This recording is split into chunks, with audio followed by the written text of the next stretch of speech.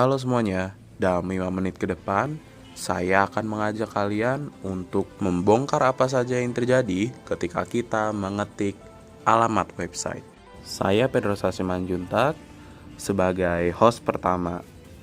Nah, bagian saya itu membahas tentang the request. Kita mulai dari fondasinya dulu ya. HTTP atau Hypertext Transfer Protocol adalah protokol stateless.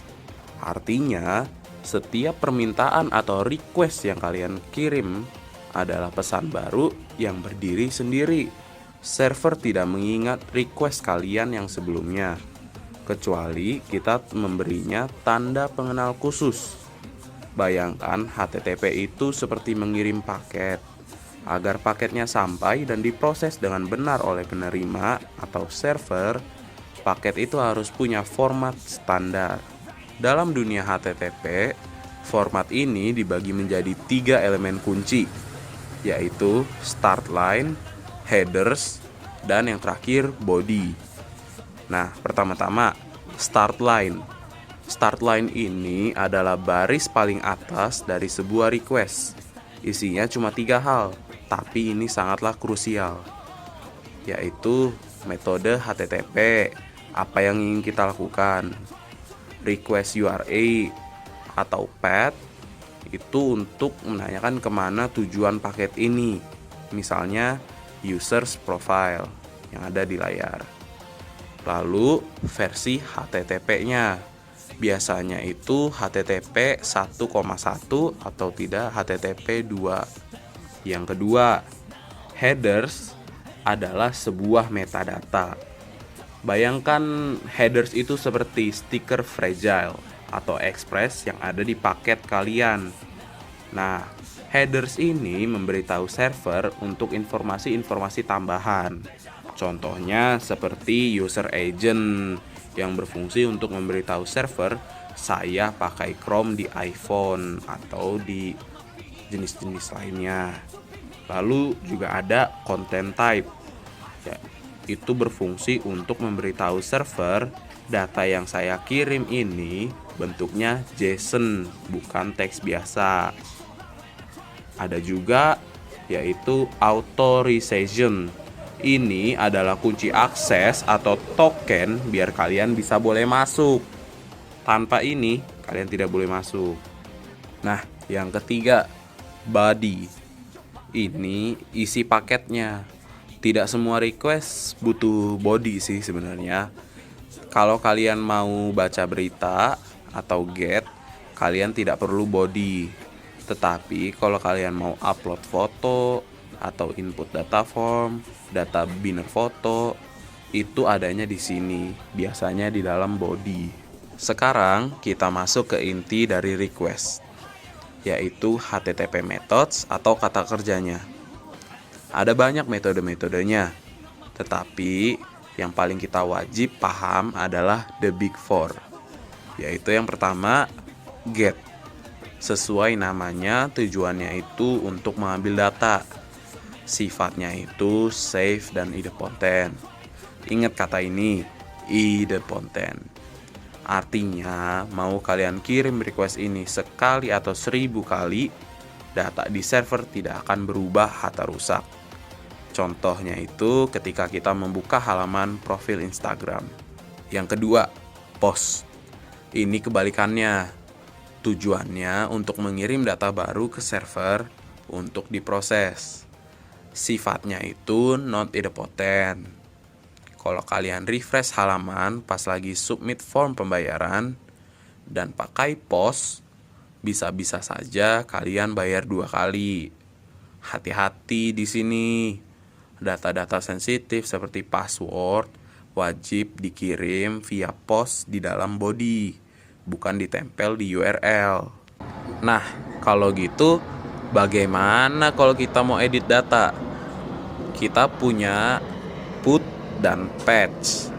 Beda tipis tapi fatal. Put itu metode ganti total atau replace.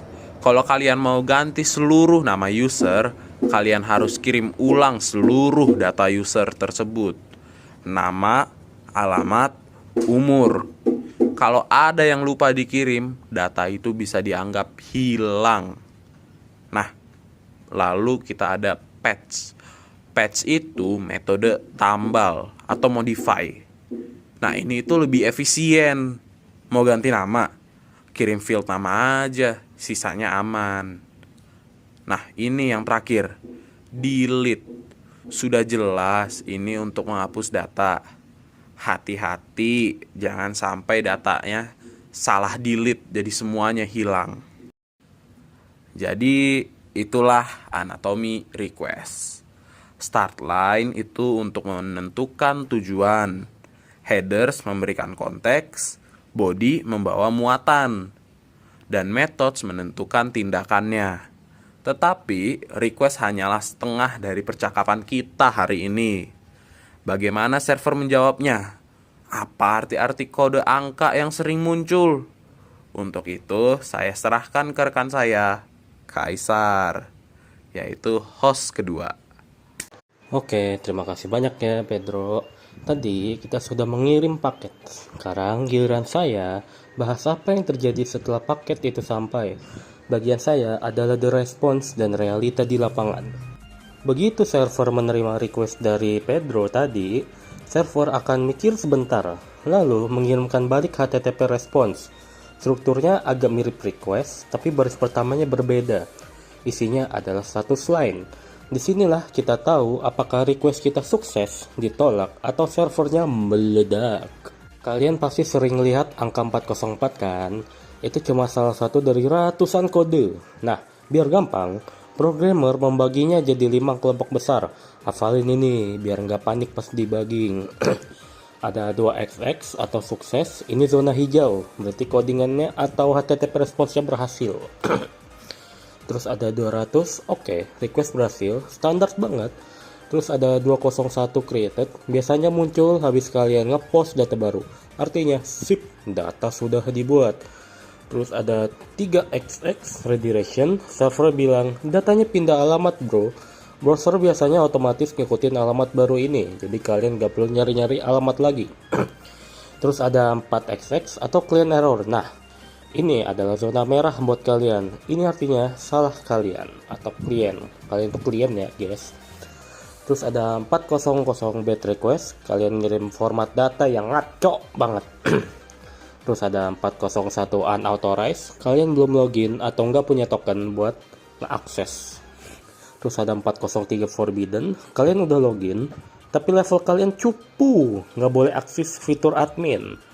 Jadi misalnya kalau kalian buka panel admin, itu kalian nggak bisa ya guys ya, kalian bukan admin. Terus ada 404 not found, biasanya itu kalian salah ketik URL atau endpoint, sering terjadi ke saya, tenang, itu normal kok. Terus ada 5XX atau server error. Ini artinya salah mereka atau ada salah di servernya. Terus ada 500 internal server error.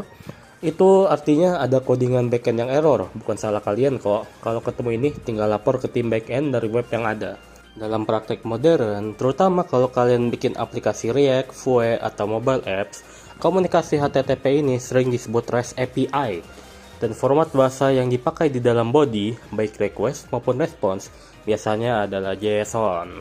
Dulu orang-orang tuh pakai XML yang ribet tag-nya, sekarang JSON merajai di semuanya. Bentuknya itu key value pair, ringan dan mudah dibaca manusia. Jadi, tugas kalian sebagai developer frontend biasanya adalah fetch data, get, terima JSON, parsing, lalu tampilkan di layar. Mudah sekali kan? Soal penting yang sering dilupain pemula adalah keamanan. Ingat penjelasan Pedro soal body dan header. Kalau kalian pakai HTTP biasa tanpa S, yaitu HTTP ya. Semua request itu termasuk text polos sih. Hacker di warkop sebelah bisa baca password kalian pakai alat sniffing kok. Makanya wajib pakai HTTPS. Huruf S itu artinya adalah secure. Nah, salah ngomong tadi saya. Dia mengekskripsi request kalian, jadi walaupun hacker nyegat di tengah jalan, dia cuma lihat kode acak yang nggak bisa dibaca. Jangan pernah kirim data sensitif di HTTP biasa loh ya. Terakhir, gimana cara kita ngetes semua ini tanpa bikin aplikasi full dulu? Nah, gampang kok. Gunakan tools kayak Postman atau Insomnia. Di situ kalian bisa simulasi jadi klien. Pilih metode get atau post, isi URL, isi header out, isi body JSON, lalu send. Kalian bisa lihat langsung responnya servernya seperti apa. Nah, atau kalau kalian di browser, klik kanan, inspect element, network tab. Di situ kalian bisa lihat dapur dari website yang kalian buka. Header apa yang dikirim, berapa lama loadingnya, dan status kodenya apa. Jadi, HTTP request dan response adalah denyut nadi internet. Pedro tadi sudah bahas cara minta atau request, dan saya sudah bahas cara terima atau response. Paham dua sisi ini adalah syarat mutlak jadi web developer yang sangat handal, yang pro, yang gajinya besar. Kalau kalian merasa video ini, daging banget, kalian bisa support saya. Bisa, ini saya mau kirim ke YouTube PTW. Jadi saya akan promosi dikit. Jangan lupa klik tombol like atau subscribe.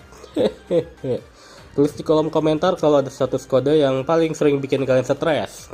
Saya host B atau Kaiser dan Pedro tadi host A. Sampai jumpa di video coding berikutnya yang saya tidak akan pernah bikin lagi. Wey.